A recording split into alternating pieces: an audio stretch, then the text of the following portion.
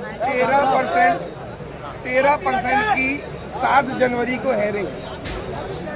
तो हमने कहा 87 पे तो कोई रोक नहीं है, उन्होंने कहा नहीं। तो हमने कहा 87 पे जो सिलेक्ट हुए हैं और नहीं हुए हैं उनको उनकी कॉपी देखने का अधिकार दे दिया, क्योंकि अगर 100 में से 87 लोगों को भी कॉपी देखने को मिल गई तो हम में से कईयों को अपनी कॉपी देखने को मैक्सिमम को तो मिल जाएंगे ना 87। और 7 जनवरी को जैसी कोर्ट की हियरिंग हो शाम को 13 तारीख को शाम से शुरू कर देना। 7 जनवरी बहुत दूर नहीं है, अगर आप आज 87 का अधिकार दे दो तो 7 जनवरी को 13 का लिखित में लेकर आज दे दो।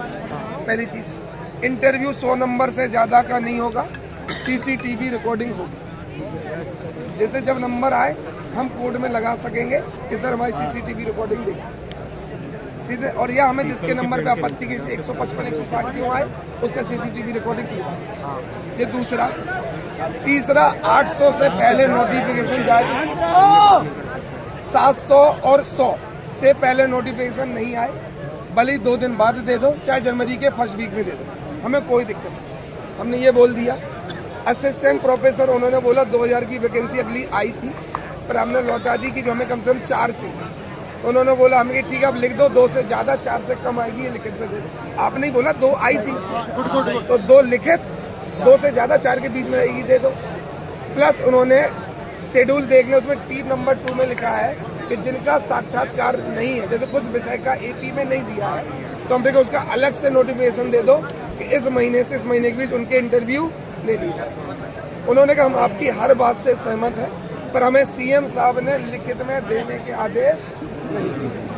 और यहाँ हमने बात खत्म कर दी, क्योंकि हम लिखित के लिए आए हैं। मौखिक का हम कभी नहीं मानते। क्या किसी पार्टी ने कभी अपना घोषणा पत्र पूरा किया है? वो लिखित में रहता है। तो जब पार्टी अपना घोषणा पत्र पूरा नहीं कर सकती, वो तो संवैधानिक संस्था है, जो लिखित में देगी उन्हें करना पड़ेगा। ठीक है, अगर हमारे CM साहब लिखित में देंगे हम उनका भी नहीं मानेंगे। हाँ, नहीं माने। जो हमें संवैधानिक संस्था देगी हमें आयोग से चाहिए लिखित। ठीक है, बस आप टिक जाओ, कल लिखित में भी आएगा, कल नहीं आएगा तो परसों आएगा, क्योंकि CM साहब परेशान है मीडिया से। पहली बार CM बने ताजा कोई दाग नहीं लेना चाहेगा, समझ रहे? और तुम PSC के कैंडिडेट हो, तुम्हें पता आंदोलन कैसे चलाना है, कैसे बढ़ाना है, क्या गलतियां नहीं करना है। तुमने चोरा चोरी पढ़ रखी है, 21 आदमी नहीं भूंजने हैं। तो इनकी तैयारी का क्या? तो ऐसे कुछ नहीं करना, ठीक है। और ताकत बढ़ा के रखनी है, बचा के रखनी है, और 24 घंटे 48 घंटे 72 घंटे लेके अपन को यहाँ से कंक्लूजन लेके जाना, ठीक है। किसी का निजी स्वार्थ नहीं, हम सबका भला है इसमें। और कृपया संदेह मत करना, आप मुझे आजमा लेना।